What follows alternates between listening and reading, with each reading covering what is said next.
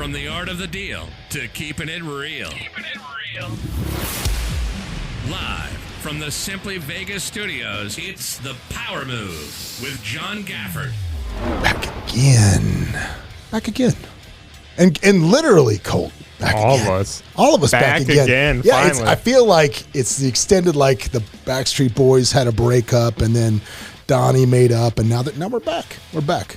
Donnie wasn't on Backstreet Boys. Was he? Who knows? Welcome to the Power Move. My name is John Gafford. I am one of your hosts on our podcast. I was going to say, according to everybody Chris knows, on our podcast. With me to my left is the Bulgarian mongoose back from his extended tour of the Polynesian Islands. It was extended. And as always, the counselor, Chris Connell. How are you guys? How are you? Yeah. So Chris, apparently Chris keeps getting asked, oh my God, were you on John's podcast? And it's like, yeah, every week for a year and a half. That's how it was. So yeah. So we are going to change the graphics because, I mean, let's face it, boys, it's our podcast. It's not my podcast. And we're going to change the graphics and be more inclusive. What did Seneca say about trying to hold on to anything? I don't know. Who knows? Probably something really smart. Let it evolve. Something really smart. I don't know. He said something smart. He said I wasn't paying attention. I don't know. I wasn't really listening. And that's how it goes. So here's the question. Colt, how was the islands? Tell us all about it. It's amazing, guys. It was beautiful, great weather. Oahu? Waikiki. Little crowded. Commercial. Yeah. But no, we enjoy it. But turned into a little nightmare trying to get home, so we stayed. We were supposed to originally be Friday, and it's Monday mornings, Monday afternoon. Yeah. For those of you listening to this, if you want to extend a vacation, just do like Colt. Drug your smallest child. He'll have some sort of a reaction, and you get an extra 2 days out of it. What'd you drug him with? How was this your fault? Oh, John's like, of course it's your fault, of right? Course. I'm like, yeah, my wife pissed off. The wife is so pissed off, like, I did this. So originally we were supposed to come home Friday, right? Yeah. And I extended it to Saturday. And Saturday, flight got delayed for 8 hours, so she's pissed there. I get on flight, getting ready to taxi off. Son gets an allergic reaction. My fault. Totally. Should have gone home Friday, you piece of shit.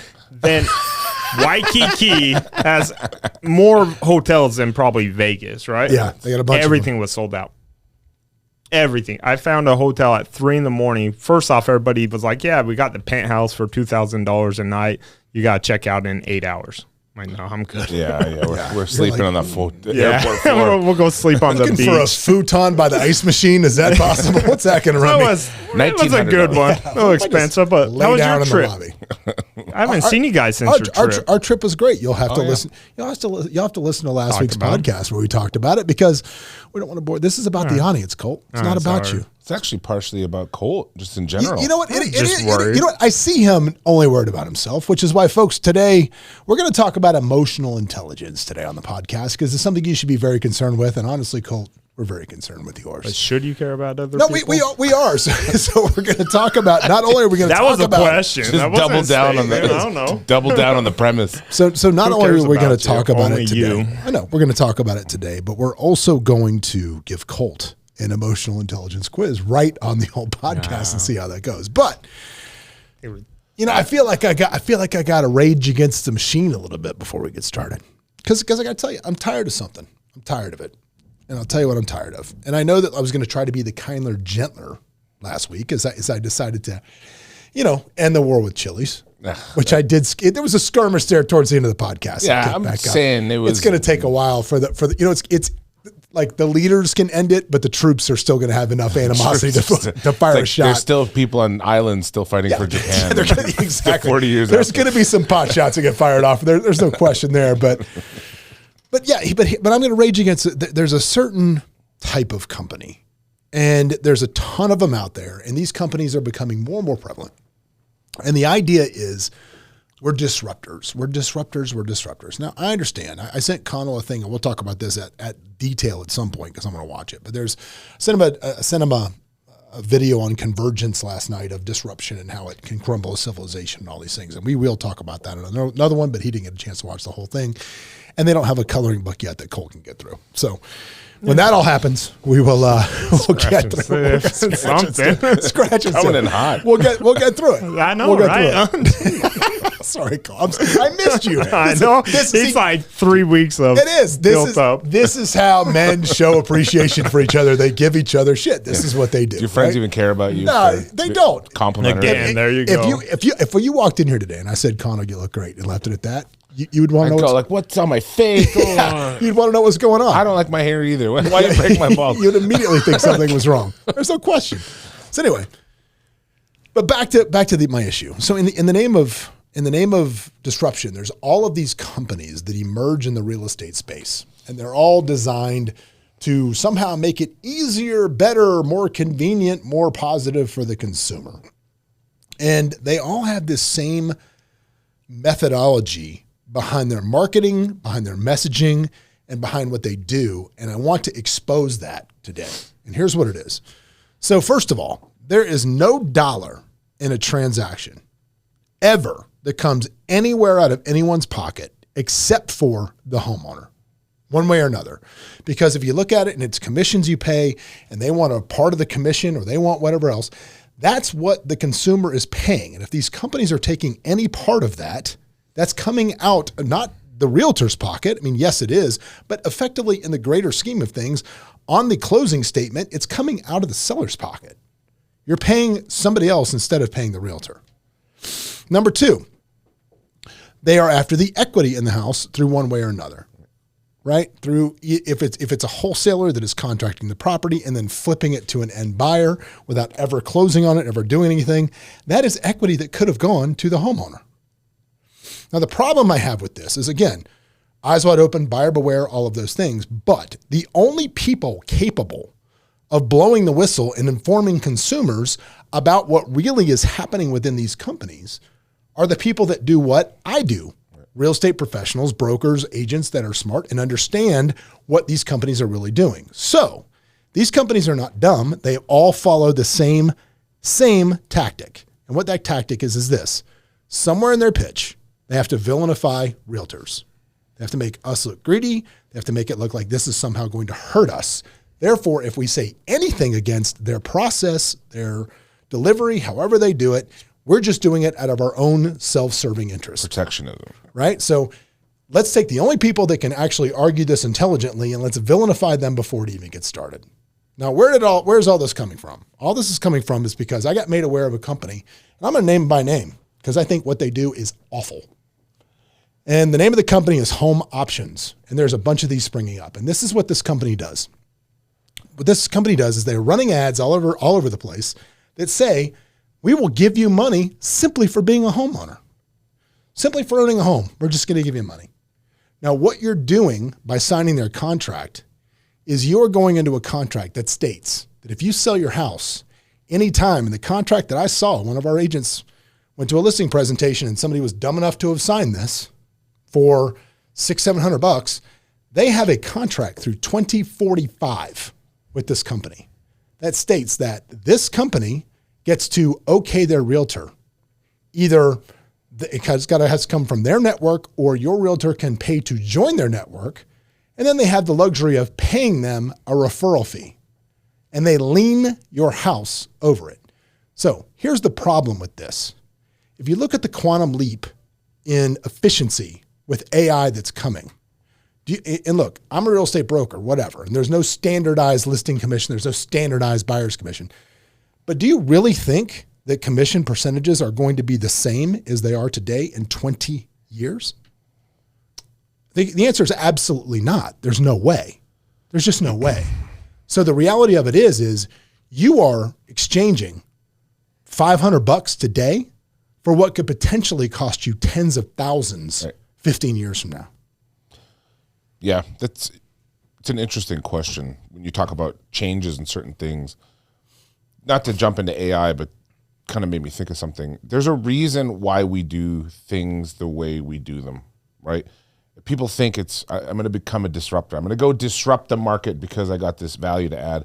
But it's never the people that are like transacting that are disrupting the market. It's not like, hey, I got this CRM that's making your transaction more efficient. What it is I want to find a way to tax you, right? These are called tax seekers in economics.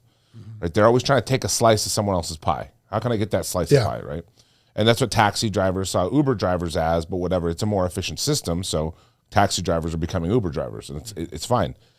That's not a problem because they're adding value. There's all these efficiencies. But people do things sometimes in a certain way and have for a long time because that's how humans kind of operate, right? Like lawyers have to do certain things a certain way. That's because there's been 50,000 other things that have happened that you didn't see that chiseled away the marble till you get the Statue of David, right? Realtors, selling your home isn't just about listing it and doing all those things. There have been multiple examples of companies that'll list them for a very small amount of percentage, then they get no customer service, right? And then they all these other services go missing. So there's a reason kind of these things average out to be this amount, right? Over time, over different markets, across years of this type of service. It's probably been the same for 50 years. Right. But what I'm saying is there is a quantum leap in what we're doing right now that's coming. But here's the thing. There's no way, like you're telling me you think the commission rates by percentage will be the same in 20 years as they are now. You really believe that? I don't know, but there is, like I said, there is a regression to the mean because of what you're doing, right? Because there's a certain amount of people out there that are doing a job. There's salespeople. Sales percentages for a lot of things have stayed constant across different industries because it takes a certain amount of pay to attract a professional to do this because they have their own bills to pay, and if not, you'll drown out that market. You know, so all these things, I think there's a deeper economics to it, and you can say AI is going to affect how real estate's done. At the end of the day, you're never going to stop being a human who want human interaction when you're doing something. Well, see, but here's what I think is going to happen. I think all of the grunt work behind the scenes that we have to do is going to be replaced by AI, down to CMAs, market reports, updates on listing prices. All of those things will be automated. So what's going to happen is the amount of agents that we have doing this job is going to dramatically shrink over the next 20 years. Okay. Dramatically. Very true. So a guy like me, who is very, very good at this, I will probably have, I'll be able to take I will be able to effectively manage so many more clients through the ease that the income levels will still be the same for those that are good at this job. It'll just change how it's done. But the percentages to the clients, what they're paying will be less. I firmly believe that. And if you're locking yourself, definitely could be. And if you're locking yourself in to a commission rate 20 years from now, and you're allowing them to lean your house in exchange for a couple $100, that's nuts. Dude, that's just crazy. But the problem is they're framing it in a way as, well, no, we're take all this money these agents spend on marketing. We're just taking it out of their pocket and putting it in yours. What percentage of people do you know that are happy with their timeshare? Oh God, none. That's still a thing. That's not true. You know what? Good old Frank M. Gafford. My pops loved his timeshare. My uncle, he loved it. Ken Yuba loved his one timeshare that had a time cap on it and it expired. Yeah. Ask your average person that owns a timeshare, hey, what would you like to do with your timeshare? The answer is always, I would like to not have it right now. That's why you can find them for $1 on eBay. They're a commitment that you can't get out of, right? You have to fight people to get out of them. You have to negotiate. Sure. There's always a ways to do things, but it's not cheap or easy or guaranteed, right? Yeah. So to your point, you're basically time sharing, you know what I mean? You're entering in one of those adhesive contracts for a period of time, and look at corollary things like timeshares and ask people, go do a survey, how happy are you that you made this financial commitment on yourself 10 years ago? Everyone, 90% plus would say, God, I wish I could get out of it. But here's the problem with that, though. You have to remember these companies are also playing into not just the greed of today of, well, I'm going to get some money today just for being a homeowner. That seems like a good idea. But it's also plays into that human need not to look like an idiot when you've done something dumb. Yep. It's the Tide Pod thing. Why did more than one kid at a Tide Pod? Because nobody wanted to say they almost died from doing it. They said, oh, it wasn't a big deal. Like when the iBuyers first came out and started just hammering people and just taking equity like crazy, like everybody that ever sold to one of those people would tell you it was the greatest experience they ever had. Why? Because even when you show them the numbers, like you just lost 40 grand, they don't want to be like, oh, that was a bad choice. Because now they have to take the ego hit. Yeah, but they still know it. But it doesn't matter. They're going to tell anybody that asks. They won't express it. They're going to tell anybody that asks, no, it was great, because they don't want to look dumb. That's why these roll. Exactly. So that becomes this perpetual domino rolling of stupidity. That's how this stuff gets started. Here's what I tell people all the time. I don't sell houses. I sell commercial, right? Mm-hmm. My brother needed to sell his house in LA. I have California license. I know how California works. I've sold houses in California. I get it. I said, here you go. There's 3 of the top agents. Go pick them. Well, no, Colt, we can put it for sale by owner. You can just handle it and be done. I go, yeah, you could, but you're not going to get top dollar by not having it properly done by an agent. Mm-hmm. It might cost you 5-6%, but I guarantee you're probably going to get at least close to that out of that person, if not more, and not have all the headaches that you might screw up on something. I said a good agent is worth his commission left and right. And I think that's why we go back. And that's why I always tell people, if I'm telling somebody to go do it, I have more experience than 95% of real estate people that hold their license. Probably more than 99%. I've done everything weird as shit ever. I can comprehend any real estate deal there is. We have done a $20 million deal with $0 changing. With Ferraris, with jets, stuff like that. Sure. Yeah. We've done it all. I will still tell you, go hire a local agent and pay them their commission. Yeah, I agree. I do that all the time. And in the inverse with law, there's a lot of times I tell people they don't need a lawyer. Yeah. There's a lot. People call me up. I have a dispute over $3,000, and I feel like they're going to, so I want to hire a lawyer. And I go, you want to pay a lawyer $3,000 over a $3,000 dispute? It's not worth it. Or 2,000 or whatever. It's like, well, just go to small claims. You walk in, the judge hears everything and makes a decision. It's easy. Yeah. So easy. Go do that. Save your money on me. Go put it towards any award of damages if there is one against you. Mm-hmm. Maybe you get it to $1,500. Right. Because it makes business sense, right? Because you don't, why would you? Right. I mean, technically, they would need an attorney, but it's not worth the business and the money, well, right? You don't in small claims. No, you don't, but it would be nice to have one, is what it's saying. Yeah. But business-wise, you do. Now, when you're doing a $300,000 house or a $500,000 house or a lawsuit for $300,000, you better know what you're doing. You know what? Here's a question. And this is something, and obviously you don't want to do this. I know this, but I'm surprised there's not an attorney that just markets I write nastygrams. Like for then you'll get known for it. And that's it for like $150 flat. I'll just send a nastygram to some unsuspecting person. I do them for between $250 and $500, depending on what just send a nastygram. I do. It's demand letter. I almost had you submit one last month. Because I'm telling you, people tend to wake up sometimes when they see that law firm name on it. Well, they do, but again, you don't want to be known as the guy that does the those. Nastygram guy. You have to also file suit. If you search my name in the Clark County in the 8th Judicial District Court, right? If you search my name, it pops up. It just says in excess of 200 cases filed. Yeah. So my name has been in litigation in the 8th Judicial District Court. I feel like my name's been in litigation. I was like, John's probably got more than the average lawyer. No, but then you look up some of these other attorneys, right? If I look you up and some of the guys on billboards or whatever, you look their names up. Zero. They're marketing firms, right? So if you're the kind of lawyer where you send me a nastygram and I look up who's that lawyer and I go, that guy just gets paid to send nastygrams and then does nothing about it. I mean, it was just another waste of $250. Yeah. And there's the problem. There's the rub. Well, and that's what, sometimes in business, sometimes you have to be the nasty one and do a lawsuit every once in a while, right? Just to show, hey, you can't. I know a guy that he'll sue you every time. He goes, you know why, Colt? People stop trying to do stupid shit. He goes, the problem is in business. He goes, you do 5 people do it, you don't go after all 5 of them. Then they get away and think, hey, you know what, we're not going to be that. We looked at it the other day. I'm $100,000 deep right now on Mr. Mold. Oh, yeah. As we told him, no more, man. We're not settling this. We're fighting you to the death, and when we win, we're going to hang your client with that bill. Yep. Did you get an offer of judgment? No, did a long time ago. We're going to hang him I'm going to hang I'm going to hang his clients.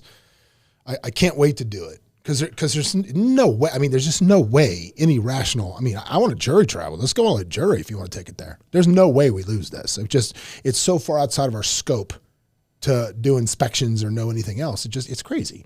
So I can't wait to get this to the end, because when I stick this on this jury, I'm not on the jury. When I stick this on his clients, I'm going to shout it from the rooftops. Yeah, I will too, because I'm in a case. Absolutely, I'm in a case with him too, and I can't wait for you to get that verdict. I can't believe. And the problem is, I don't want to do this. Like, these were our clients at one point, and I sent them a letter saying, "Look, you need to understand. I feel bad for what happened to you, but this guy has gone to the well for us just to get to our insurance way too many times." Yep. and I'm done with it. So most people don't realize you get stuck with the other people's attorney fees, right? Yeah. If you lose, there is an attorney fee provision in the residential purchase and sale agreement, and there is also a way to do a fee shifting under the rules through an offer of judgment. Yeah, which is what you. But people don't realize in the American rule, you don't get the people say, "I want my attorney's fees too." It's like you're not entitled to them. Yeah, you don't get them. No. Unless it's by contract or by. But a lot of times, a lot of these provision. things can be in the contract, right? That's what I tell people. For those listening that don't know what that means, what is an offer in lieu of judgment? What is that? So what it says, it's a very interesting tool, and I don't see a lot of attorneys necessarily use it, but they should. I say to you, John, this case is worth 10 grand. I'll pay you 10 grand today. You take an offer of judgment for 10 grand, and we both go our separate ways. And you say, no, I want 100 grand. From that point forward, I say, John, it's worth 10 grand. I'll give you the 10 grand. That's what it's worth. Mm-hmm. You say, no, pound sand, I want 100. I want this. Okay, great. If you don't get $1 more than 10 grand, you have to pay for all the attorney fees I had to incur past that. So if you come back with a verdict and it's 8 grand, it's fine, but you owe me every minute of attorney fee after that point. Now, you got to get a judge to agree to it. Yeah. It's not just an automatic thing, but it does fee shift to where now I have to file a motion for fees against you because you had an opportunity to resolve this for 10. It turns out it was worth less than 10. Yeah. So you've created economic waste in the court system and all this judicial inefficiency by your inability to value your case appropriately. Speaking of, you know what, I will say I had some judicial efficiency yesterday. Jury duty, buddy. Went down there, called me, went down there. Woo, man. I get down there right at 10. Get picked out? No, even better. I get down there right at 10 o'clock, right? And there's still a line to get into where all the jury people are, right? And there's a bunch of people in there. So I'm in the line gets down. There are literally, there's 3 people in front of me and then the door, right? So here comes the guy with the handing out stickers. He's got stickers that say prospective juror, and he's validating. He runs out of stickers with 2 people in front of me.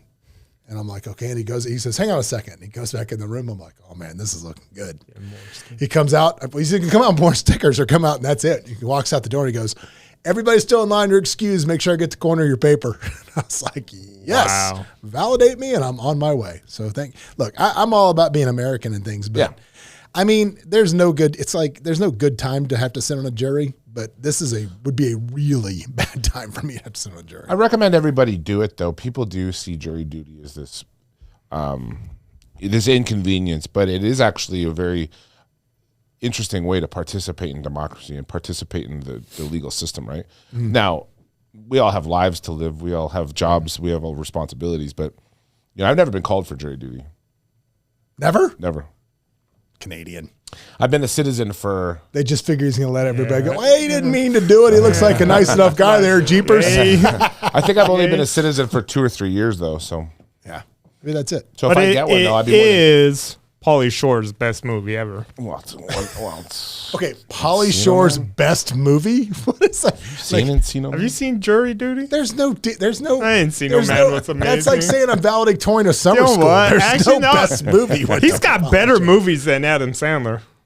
What? Okay. That is Jury Duty. Oh my god! You know Encino what? Man. I'm starting. Biodome. Okay, look. Oh my god! What's the son-in-law? I want to give you an EQ test. Now I think we should give you an IQ test on the air. This is just. Did you just say that? Yeah, it came out of his mouth. Happy Gilmore versus Billy Madison. Repetitively. I don't like Billy Madison. Happy Gilmore is good.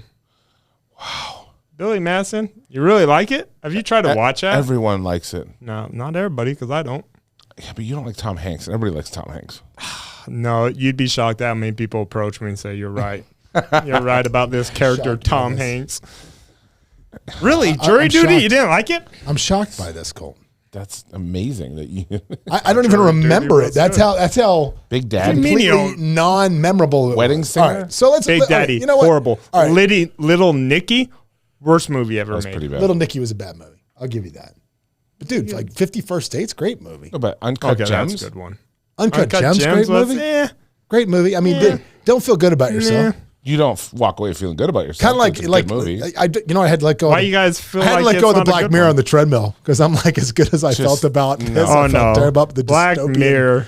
That was interesting. All right, Colt, I'm ready for this. All right, here we go. What is emotional intelligence? You ready? Emotional intelligence is the ability to perceive, interpret, demonstrate control, and use emotions to communicate and relate to others effectively and constructively.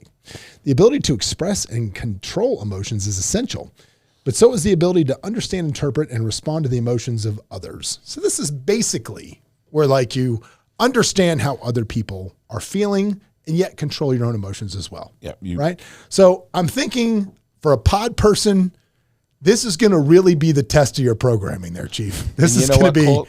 I think Colt is intelligent enough to be able to emotionally manipulate an EQ. You think he's going to manipulate it? He's going to get the he's data? Going to give false answers. This is like... Because he's not a real psycho, because a real psycho actually doesn't know. He beat it.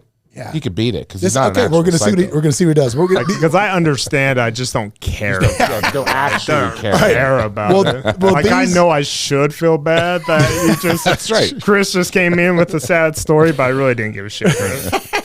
All right. Well, here are the signs of emotional intelligence. Let's see how many of these we think he has, and then we're going to give him the test. You ready? Some key signs and examples of emotional intelligence include the ability to identify and describe what people are feeling. Other than I can describe what they're feeling, but I think they're idiots half the time for feeling that way. Okay, outside Yvette is mad at me. Okay, outside she's going to kill me. Well, that's true. I guess that's true. That's true. You better have your finger on the pulse of that one. That's life or death, I'm thinking. Oh, she was not happy this trip. Okay. An awareness of personal strengths and limitations. I think you're pretty good at that. Yeah. Self-confidence and self-acceptance. I'll give you 100 there. I'll give you 100 on the self-confidence. I don't know about acceptance. I think so. The ability to let go of mistakes. Yeah, it's a tough one for me. Tough one. An ability to accept and embrace change. If it's worth the change. Sure. Okay. A strong sense of curiosity, particularly about other people. Yeah, not so much. This is the only one I'm thinking. Yeah. So far, don't give a shit. There, yeah. But I'm really good at all right. it. Well, okay. This is when we get into the deep water here. Feeling of empathy and concern for others. 0. Not 0. Showing sensitivity to the feelings of other people. Very low. That's a tough one there. Accepting responsibility for mistakes. I'll give you high one. You go high there. I'll go there. The ability to manage emotions in difficult situations. Yeah. You know what? I was horrible at that. What's that? I used to Freak legit out. punch you in your throat. Like I was a guy, people would they'd make phone calls just because they were afraid I'd just punch them. Yeah. Well, not just. All right. People deserve to get punched in the face. I think. God, I wish we could do that. Well, here we go. You ready? All right, here's the first question. Do you want me No. I'm going to ask you the question because if you just do it, then nobody will see what's happening. That makes a terrible podcast. We'll just sit here in silence for 10 minutes while you take this test. Go ahead. Here we go. You're on an airplane which suddenly hits extreme bad turbulence and begins rocking from side to side. What do? Do you, number 1, continue to read your book or magazine or watch the movie, paying little attention to the turbulence? 2, do you become wary of an emergency, carefully monitoring the flight attendants and reading the emergency instructional card? C, do you do a little bit of both? Or 4, I'm not sure, I've never noticed. I mean, I've been in turbulence a lot. I mean, there's time I'll look at the lady, but airplanes can hold so much. I just keep going on. Yeah. So would you say 1 or 3? 1. I would say 1 and get annoyed by the person next to me crying. My wife would be gripping my hand trying to rip it off. Here we go. One time I was flying in, somebody did that to me. They were a pilot. That's how wild that flight was. See, I'm a pilot, so turbulence doesn't bother me. Yeah, no, it was into Palm Springs. It was a wild. That one made me nervous. If a pilot's doing that, that would freak me out. Yeah. Yeah, when the pilot's like, everybody, oh no. You know what? Bill the co-pilot, please come back to Bill the co-pilot, please come back to the a guy riding back home. He did. He's like, sorry, I didn't know your hand was there. And then I moved it and he grabbed again. And when we landed, the pilot goes, thank God. The pilot flying that's bad turbulence. He goes, bad. Thank God. That is bad. That's all he said. All right, next up. You've taken a group of 4-year-olds to the park, and one of them starts crying because the others won't play with her. What do? Number 1, do you stay out of it? Let the kids deal with it on their own? Number 2, do you talk to her and help her figure out ways in which to get the other kids to play with her? Number 3, do you tell her in a kind voice not to cry? Or number 4, do you try to distract the crying girl by showing her some other things she could play with? Is it my kid? Yeah, I don't know if I'm comfortable with that last question. Or A kid, one of the kids. One of the Come here, kids. kid. I mean, if it's not my kid, I'm like, whatever. I would try to talk to my kid and tell him how to figure it out, right? No, it just says you've taken a group of 4-year-olds, and one of them, it doesn't say it's your kid. Just one of them is excluded. Stay out of it. Yeah, I'd just stay out. Stay I out won't of care. it. Let the kids deal with it. I would have said answered. Too late, I I know, answered but it. I would have said tell him not to cry. But it said a kind voice. Like That's the part where you take That's why I'm umbrage. like, oh, you take umbrage with the hung kind me up on the voice. kind voice. Yeah. Okay, next one. Assume you had hoped to get an A in one of your courses, but you just found out you got a C- on the midterm. What do? Do you sketch out a specific plan for ways to improve your grade and resolve to follow through on your plans? Do you 2, resolve to do better in the future? Do you 3, tell yourself it doesn't really matter that much how you do in that particular course and concentrate instead on the other classes where your grades are higher? Or do you go to the professor and try to talk her into giving you a better grade? oh, professor talking. Yeah, Professor all day. talking. 4, all day. That has nothing but regular intelligence. My upper English classes, like I just didn't care about them. I got A's left and right just because I just go talk to the professor. She loved me. I don't know, John. I think this test is. We're testing on. Here we go. Would you be answering with me? I testing- feel like you guys are. I would tell just the kid like me. how to get. I would have Friends. kept on keeping on because like I said, I'm a pilot. I would have told the other kid, hey, maybe you should, here's. I would have talked to the kid about ways to get him to play with you. I'd have done talk that. to the kid about trying If to get it was ways. my The last kid. one I totally would have talked to the last teacher one I about talked to getting a better professor. grade. That's what If I it would was have done. All right, my here we kid, go. Moving I on. would. Moving on. Imagine if you were an insurance salesman calling prospective clients. 15 people in a row have hung up on you and you're getting discouraged. What do? Number 1, call it a day and hope you have better luck tomorrow. Reassess what you are doing that may be undermining your ability to make a sale. Try something new on the next call and keep plugging away, or consider another line of work. I mean, you just got to plug away if that's your job. I did that for a company out of LA. I think that's a bad question for salespeople. 2 or 3. I think you just try something new on the next call and just keep Yeah, plugging away. you just keep going. Yeah. I mean, Analyze what you're doing. mentally, You have to. I would love to just like fuck. I'm. Well, I going to think the job, people right? outside of sales, that's a better question. If you're Yeah. in sales, you just understand that's the nature. Yeah, I may look. Hey, am I delivering this too fast? Am I doing something wrong? Yeah. I would just be like, all right, 15. try something new. I'll get a couple more. That's when I walk in and say, "Chris, you sound great on the phone." Sound amazing. Like, oh no, what am I So doing? amazing. All right, next one. You are a manager in an organization that is trying to encourage respect for racial and ethnic diversity. You overhear someone telling a racist joke. What do? Number 1, ignore it. I'm like, Number 1, no, do not. This is not my test. Don't cancel us no matter what he says. Number 1, ignore it. It's only a joke. Number 2, call the person into your office for a reprimand. Number 3, speak up on the spot saying that such jokes are inappropriate and will not be tolerated in your organization. Suggest to the person telling the joke he go through diversity training program. Speak up on the spot. Yeah, I agree with that. What are you going with, Chris? Diversity it training? depends. It's one of those things. It depends on the room. If it was somebody, I would say, hey, I may take them aside. Can't though. No, No. in work You you've can't. got to. Yeah, If because that was everybody's a- got to see. Everybody has to see. Everybody you has to react, see you. yeah. Denounce it. If there's a lot of people, if it's like you and you're both employees, I may take you both aside. Yeah. And I may go, hey, that's not appropriate here. But if other people heard it, But if one other person heard it, I would take them aside and be like, hey, I talked to him about that. I'm I don't assuming tolerate every. that. See, I'm going with Colt. I'm assuming everybody heard it. needs to hear I'm it, assuming yeah. I think it depends on how many people are in the room, though. If there's 15, you can denounce it. If there's 2 others, because I can go to them. I'm one of these people as a manager. I believe that the personal interaction is more valuable. So I would say to you, hey, that's not an appropriate thing. You don't know the sensitivities of others. I know whatever. Then the other 2 people, I would say, hey, I spoke to him about that. I don't think those jokes are appropriate in the workforce, but I think there's a way to do it that's constructive depending on this. Or in It's the funny, spot, say, come on to my office. But you have to let everybody know, especially at work, right? That it's taken you're seriously. not. Yeah, it's taken serious. I had a situation today where one of our agents was interacting with one of our departments here at the company, and the agent was wrong. They were wrong, but the person that was running the department got back to them in an email that I was BCC'd on, trying to quote unquote prove their point. Yeah. And I immediately did 2 things. I called my partner and I said, hey, I need you to talk to this person because at the end of the day, whether they're right or wrong, our agents here are still our customers. They're our customers. And we do, if there's going to be a conflict with one of them or something, if there is a point of contention. It needs to be handled by either you or I, not by that department. And then number two, so he went and talked to the person, and then I went to the agent and I said, hey, by the way, I saw the email. I didn't appreciate how they spoke to you. That's so right. we dealt with it. But there was no That's what I'm BCC in the saying. middle of it. You can't talk to them. They were just both dealt with it separately. So I guess that makes sense. I worked at a law firm where one of the, I don't want to say secretaries or whatever, but one of the secretaries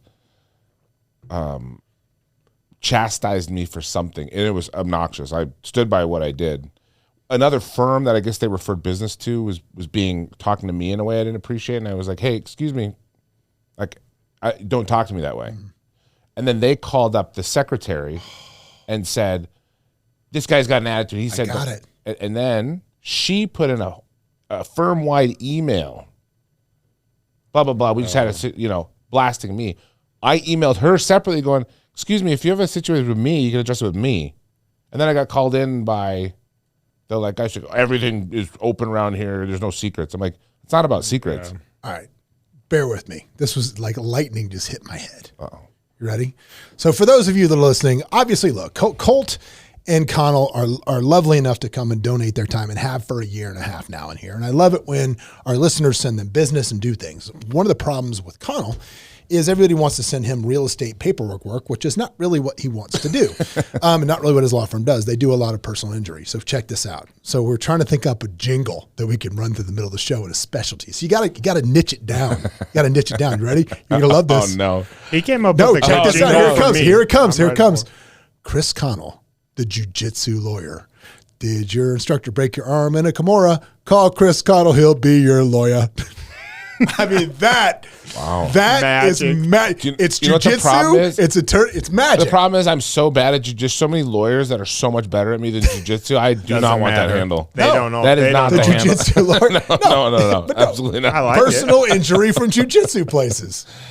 No, that's an assumption of risk. I've actually had cases where this girl, one of my clients, got her shoulder popped out by a former police officer. I had to sue a police department because he ripped her shoulder out sucking. All right. See, I'm just trying to help. Hey, all right, back to the test. He did a great one for me when we were drunk in Newport. What was it? I don't remember what it was. Just turned to me and go, have a leak, need a peek, call 702 Roofing. I already have a jingle. Have a leak, we'll take a peek. Yeah. But I already have a jingle, though. What's the jingle? Car accident, or you tripped and fell, dial CONNELL. I like that. Right? 'Cause my phone number is 702 Connell. It's literally my name. I expect you to go on Fiverr and have somebody jingle that up. I will and do we're going to that. dump it in the middle of the call. and I want you to go on Fiverr and have them Get jingle out up the have a leak. We'll come take a peek. Call 702 Roofing. Is every jingle in the beautiful. world like that? Yeah, but they're Because amazing. they're memorable. It is. Every It's kid in magical. town's going to be singing it. Yep. I'll go to Fiverr. I'm going to get like that that. done for next week. Yeah, me too, baby. Shake and bake. Shake and bake. See, I need a new one for my new program. They're doing the Sell Now Simply. What is it?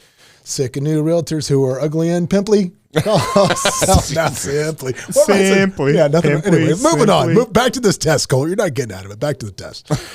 You are trying to calm down a friend who has worked himself up into a fury at a driver in another car. Who do you imagine in your head immediately after this? My brother. Okay, got it.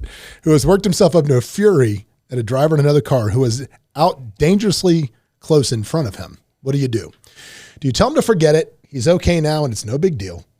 Do you put on one of his favorite tapes and try to distract him? Obviously, new. Wow, new test. technology. New test. I'm surprised it didn't say CD. Join him in putting down the other driver, but exaggerate your reaction. Of course, that's the answer. Tell him about a time something like this happened to you and how you felt as mad as he does now. And then you saw that the other driver was on the way to the hospital emergency room.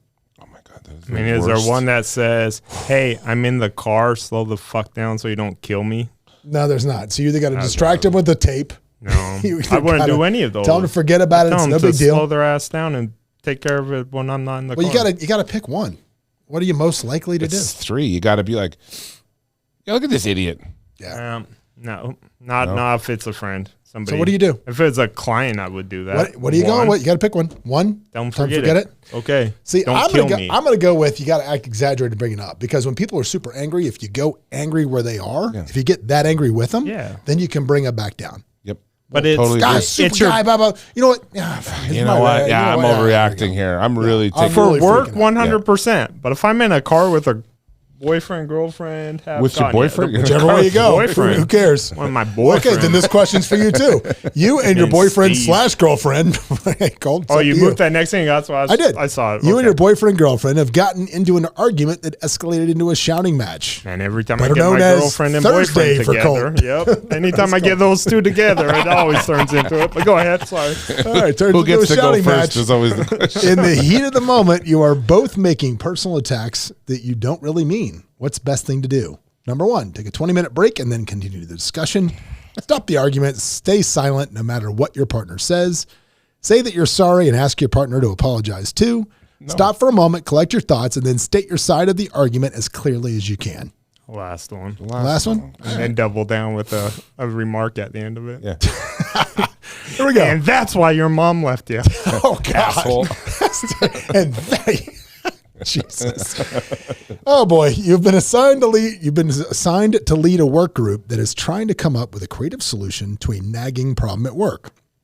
What is the first thing you do? Number 1, drop an agenda and allot time for the discussion of each item so you make the best use of your time together. 2, have people take the time to get to know each other better. 3, begin by asking each person for ideas about how to solve the problem while the ideas are fresh. Or 4, start the brainstorming session, encouraging everyone to say whatever comes to mind, no matter how wild their idea is. 3. 3? Yeah, All right. ideas.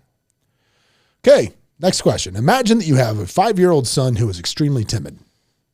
You do have a 5-year-old. 4. All right. Well, he's a year older, but he's not timid. He's not timid. No. By the way, if you see Colt's son coming 4 years old, And you got a girl. you better hang on to your girl because he's taking her. That's how it To works. steal your Should've girl. seen him on the beach. I with can all these- imagine. Oh, man. Beach blanket babes. bingo. That's how it was. Man. Yep. Sorry. Cut All right, you anyway, off. All right. imagine that you have a 5-year-old son who is extremely timid and has been hypersensitive about and a bit fearful of new people and places since he was born. What do? Do you accept the fact that he is shy-tempered and think of ways to shelter him from situations that would upset him? Do you take him to a child psychiatrist for help? Do you deliberately expose him to lots of new people and places so he can get over his fear? Or do you engineer an ongoing series of challenging but manageable experiences that will teach him how he can handle new people and places? Expose them to people. So you got, which one is that? 3? 3. Yeah. So you got deep in and you got wade in. You going deep in? Have you ever seen The Accounting? Yeah. Yeah, you got to just expose Ben them. Affleck. Ben Affleck. Right in the deep end. All Not right. a huge fan of his either.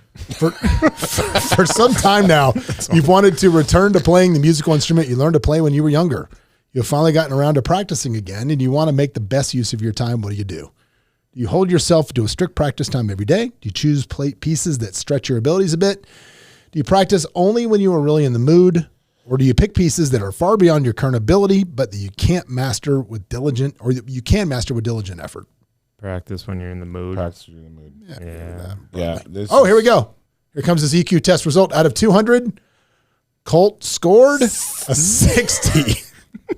Not so good. 2 stars, it says. I feel like you guys all agreed with me. Just to show you at I home. literally Just to agree show you with at home. 100%. There it is. There's the 6. There's the 6. Here, let me get a zoom on this. Yeah, but first Watch off, it just to prove. There it is. There's the 60 right there. First First off, off, not good. 10 questions, poor scenarios. This is literally the least accurate Okay, examination. Listen. Here's the point. I was shocked it was that high, to be honest. Colt just scored a 60 on a test, and you're telling me it's the wrong test? That's the right test. No, because I don't think anything, because when you actually look at the psychology of emotional intelligence, Yes. sitting there and pandering to all these things, you're not necessarily doing the emotionally intelligent thing, No. right? Well, These are terrible questions. trying to music. If I want to do something for work or to Right. make myself better, great. Practicing music, then I would go after harder, bigger things. Practicing a keyboard. Well, the answer to that, what would be emotionally When I got a intelligent, keyboard, what's would the be to example? take pieces that you're interested in that would slightly stretch your ability. I could tell you the emotionally correct Of course. answer, but the problem is they're not tailored to like any real world application. Well, here's the thing. Because Colt, obviously you need some improvement. Yeah. Yeah, I love you just the way you are, but Appreciate it, guys. you need a little bit of improvement there. So let's give you some tips. And if you're listening at home, if you agree with Colt on all of these answers, You should probably be registered with your local police station or something, but just so we know where you are at all times. But or just give me a call. We'll go have a beer. Or just call Colt, and you cannot care about each other in person. We'll go have a beer and not talk to each other. Sit at the opposite side of the bar. Smoke a cigar. That's why you like cigars, right? And just leer at each other. When people bug me, I'm just like, you can sit on opposite ends of the bar and just seethe at each other. Just gonna look at you and just stare at each other. That's what I'm gonna do. I love people watching. That's the greatest thing ever. All right, so here is your tips for improving your EI. Number one, listen, Colt. You got to listen. If you want to understand what other people are feeling, the first step is to pay attention. Take time to listen to what people are trying to tell you, both verbally and non-verbally. Their body language can carry a great deal of meaning. When you sense someone is feeling a certain way, consider the different factors that might be contributing to their emotions. Which of those questions required you to listen? Yeah. Nothing. But let me ask you this. You have two lives, right? Like you have your work salesperson and then you're at home. I will listen to what people say for work because I need to, because that's what it is to get a paycheck. If I'm not making money off of you and don't have invested interest into what you're feeling, I don't give a shit. It's only so much I can defend you over. No, but it's like, of Man, course. I hope that jingle is really catchy. But do I care that, I went here, the food was garbage or whatever? No, I don't care. Yeah. I don't care that you do that. I missed you so much. I missed you so much. But you guys are the same as me. You just won't say, I know you don't. I totally admit it. I was lockstep with you with every one of those questions because those are terrible questions, bad tests. To do a real emotional quotient exam, it needs to be like 100 questions, or 200 there's a questions. book. There's a book. There's a book that has a test. It'd probably be the same thing because I'll answer them honestly. And knowing me personally, I'm probably not the most amazing. There is a small group I truly care about. Yeah, sure. If you're an acquaintance of me, but that doesn't mean you're not emotionally intelligent. Yeah, that's the problem. I'm intelligent. That I just don't give a shit. Right, I'm emotionally don't give a shit. There's a difference. I'm not even going to bother to read the emphasize section or the empathize section. I think we're going to go ahead and let that one go. We'll let that one go. Like I reflect on stuff. Yeah. I do a lot of stuff. There's just a difference between truly caring and not. Like if you tell me your kid has cancer, I will sit there and pray and do whatever because I do care about situations like that. Of course. Okay, if you're sitting there complaining to me because your girlfriend's cheating on you, though, that's your fault. But let me help her. Let me. You should have been a better boyfriend. Let me spray a rainbow on your cloud. Fucking love rainbows. Been a better boyfriend. You got cheated on. It's your fault. It's your fault. You gaslighting son of a bitch. Maybe lose a little bit of weight, huh? What's the last time you would? Anyway, Colt, I'm gonna emerge a rainbow out of your black cloud. Here it comes. You ready? Beautiful rainbows. So here's some bright sides. So people that have fewer emotional skills, this is some issues with them. Ready? Research suggests that people with high emotional intelligence may actually be less creative and innovative. I totally agree. Have you ever heard the thing of give the person that hates their job or wants to work less the hardest, task, right? Because they'll make it the easiest. I truly believe that. What do you think Steve Jobs' EQ was? Yeah.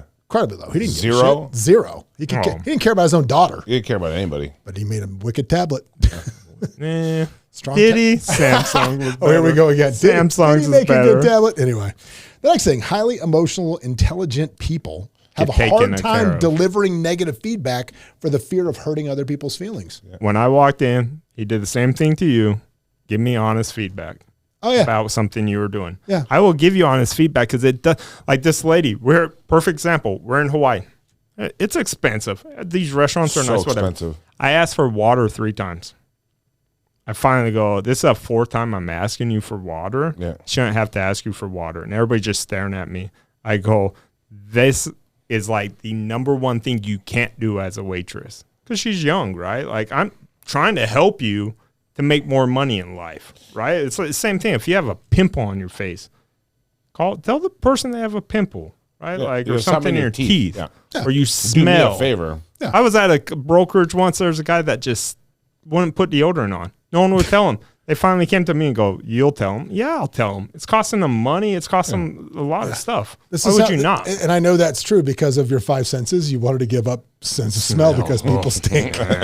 We're still airport. You know what's funny? Somebody kept farting on that goddamn plane. To this day, like randomly, somebody will still comment on that post. I thought you were going to say you still hold your breath when you walk by people. People still comment how funny that is when they find that snippet of you saying people stink. But they do, right? Like I would hope you would tell me if I stunk. I would, or it doesn't help. Hey, you're going to get cheated on.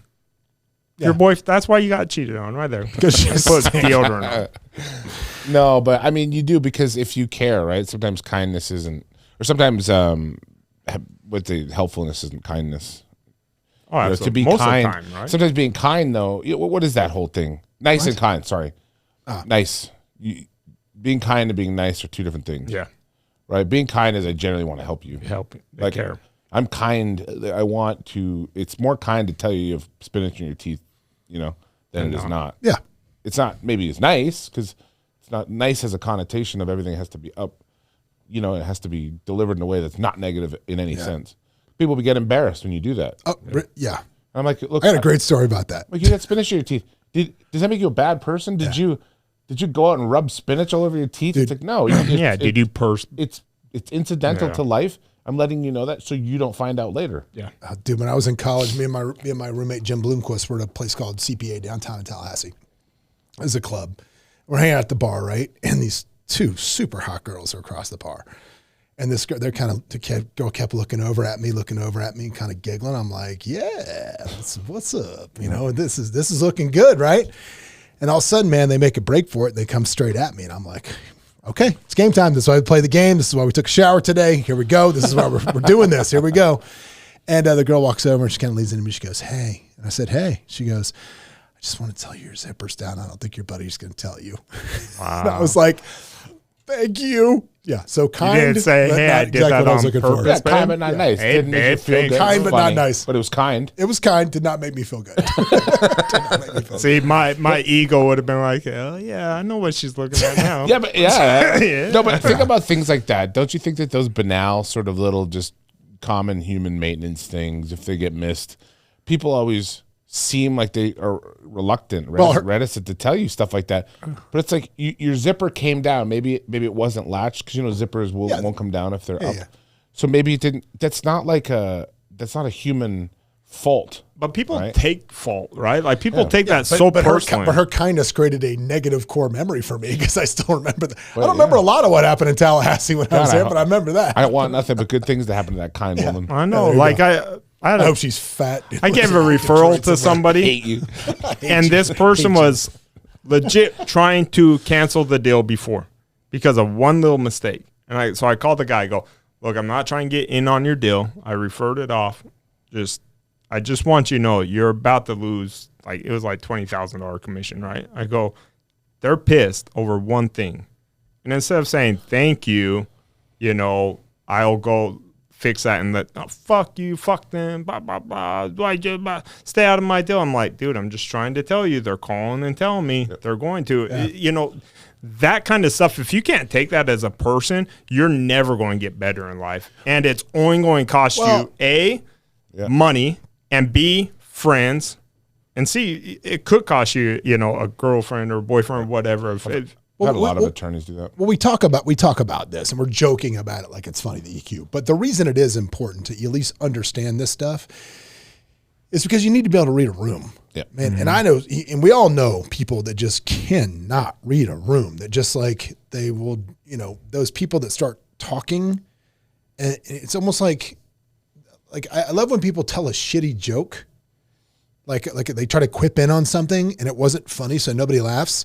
So they just assume that they must not have heard me, so they tell it again.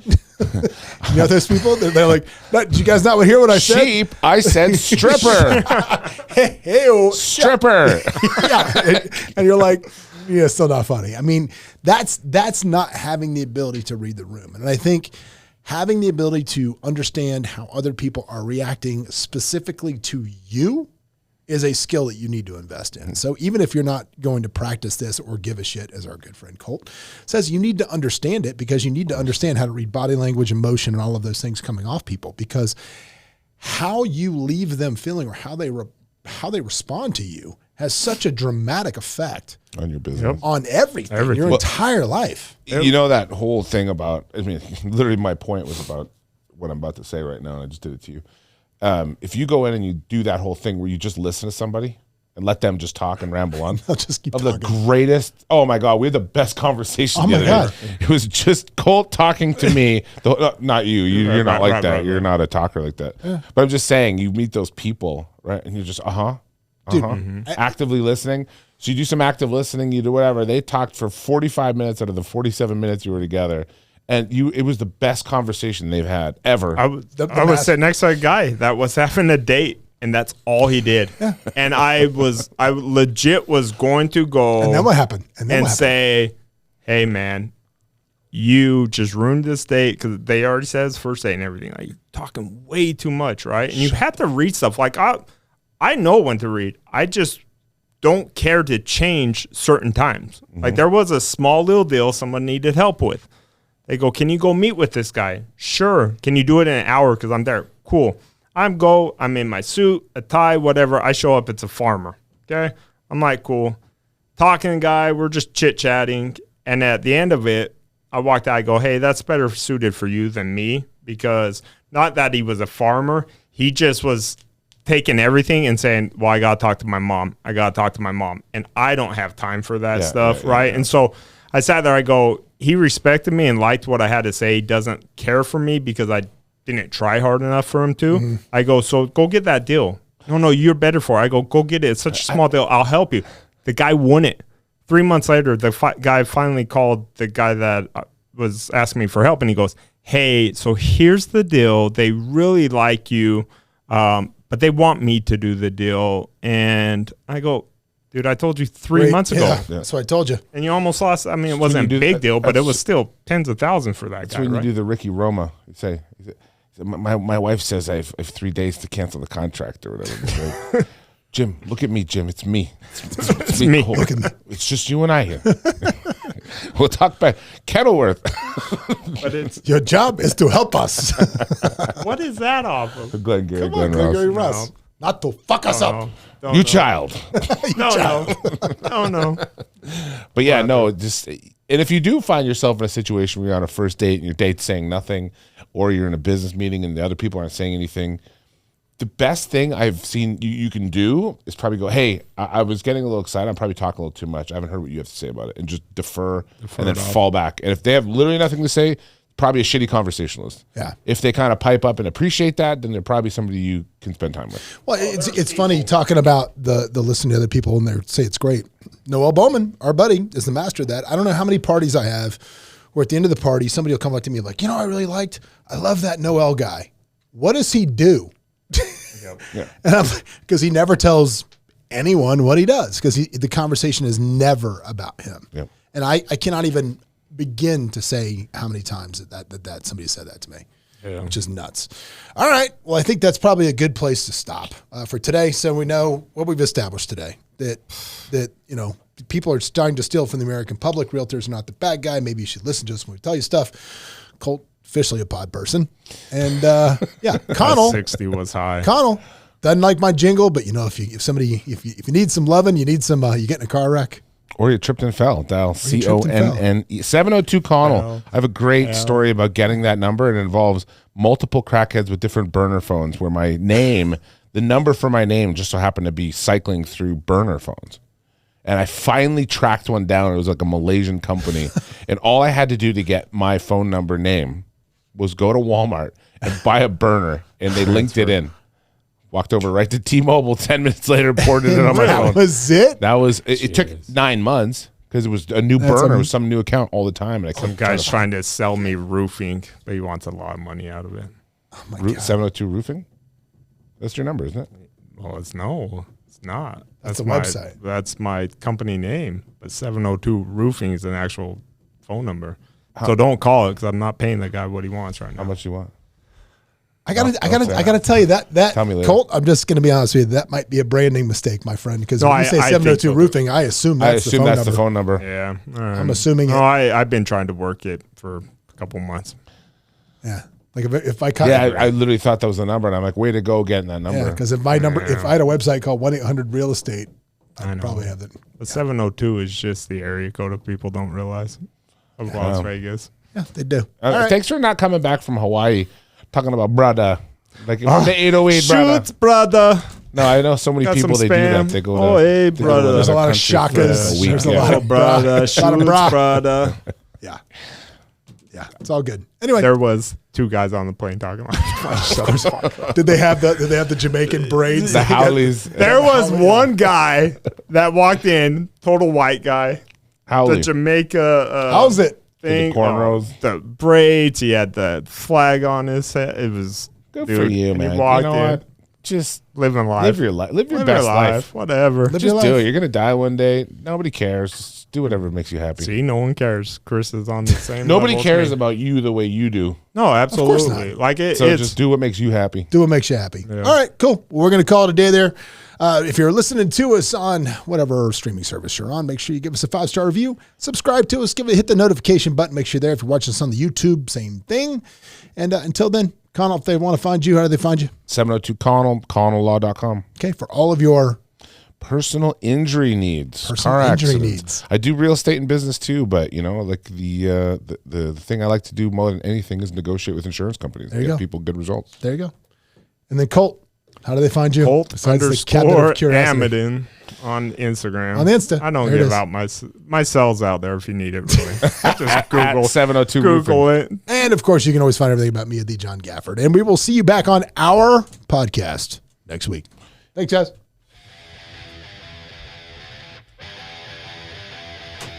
Hey, it's John Gafford. If you want to catch up more and see what we're doing, you can always go to thejohngafford.com, where we'll share any links that things we talked about on the show, as well as links to the YouTube where you can watch us live.